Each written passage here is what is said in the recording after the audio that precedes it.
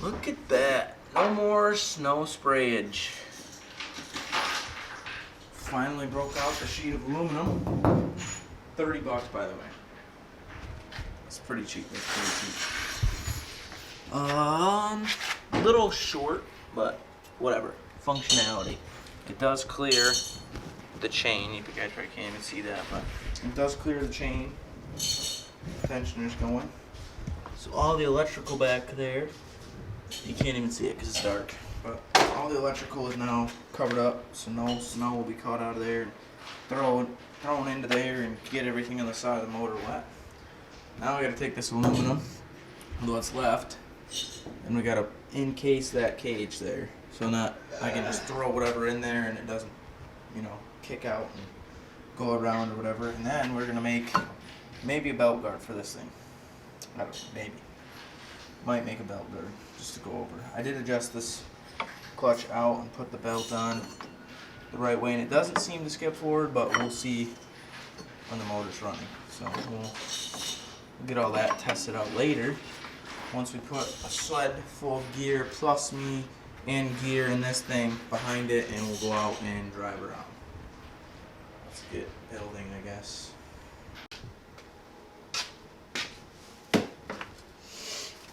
Boom, just like that. We got an aluminum cage. We got these two panels are on the inside because we couldn't fit it past the bar that goes up and down. And then we got these two panels on the inside because otherwise we'd have nothing to anchor to. And I did put anchors on the inside and then the outside, obviously to keep all the stuff from rattling. Now I just got to kind of put the battery box in there, drill a hole in that back plate for the negative wire to come in, and then I think I showed you guys the front plate. If not, you'll see it when I get this thing out, maybe in a little bit. Repaint like right there, maybe.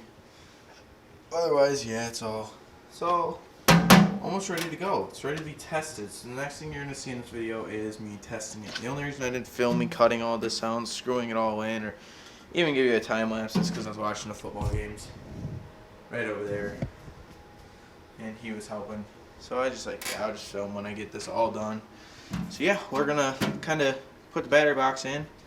We're gonna see what stuff we can fit in here, what stuff we can't fit in here, where we can fit stuff, where we can't fit stuff, and maybe I'll add a couple rod holders on the side, and so I can put my rods in there, or I don't know. We're just gonna get the battery box in there because that's the most important thing. Because I'm not pull starting that thing. It's an electric start for a reason. Yeah, and then we can put that. Put our gear in here, which is right over there. Probably that milk crate, cooler, or bait cooler. The rest of this stuff, I don't know what I'll be doing with it, but yeah. Let's get putting the battery box in, and then we'll install the rest of it. Dude.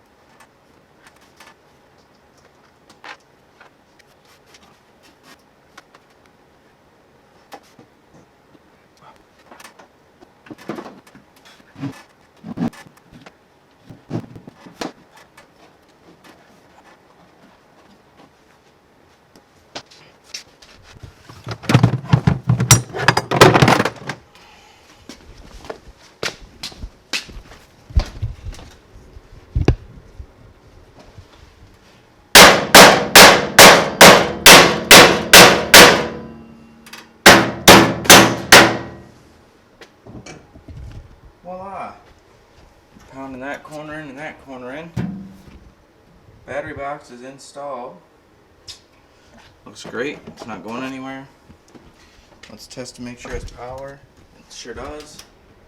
Boom. Both lights are working. Brighter than bright. Starter should work.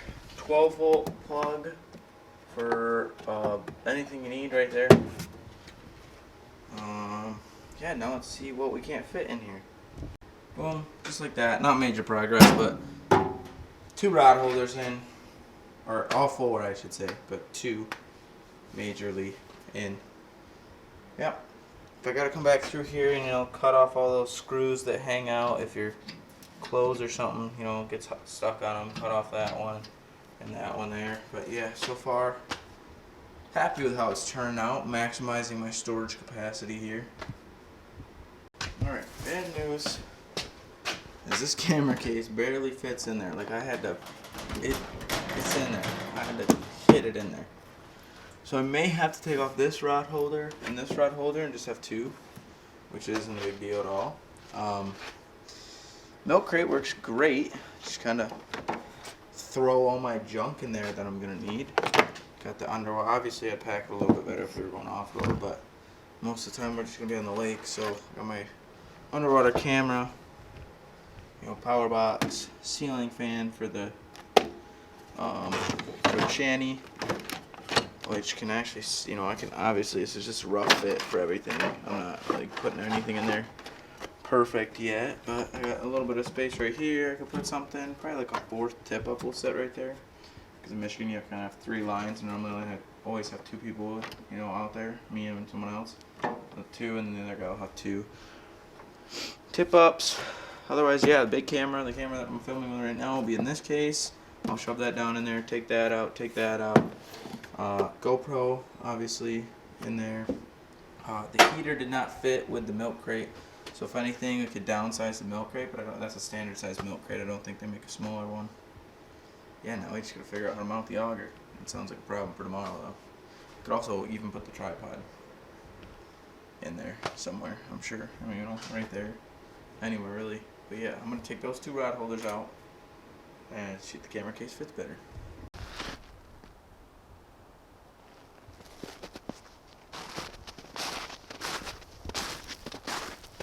Well, as you can see here, got the sled kind of loaded down. Missing 2 fish finders, a rod case, and another human.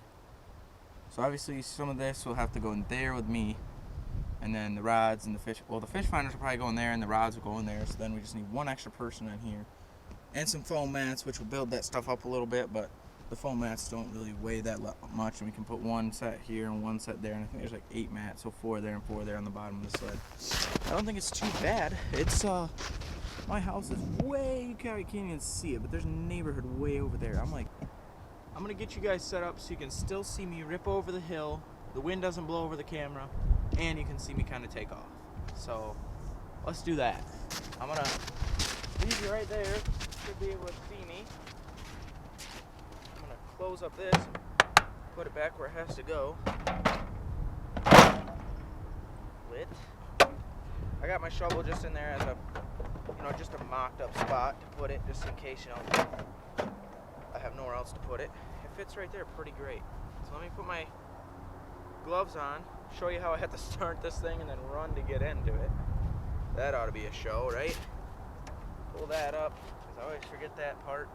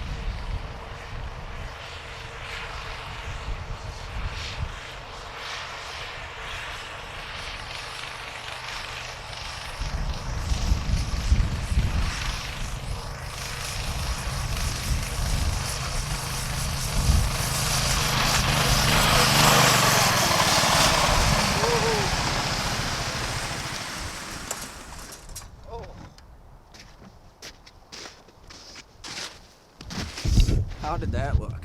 I don't know how much you guys could see of that, but I was shredding it up. I was shredding it up.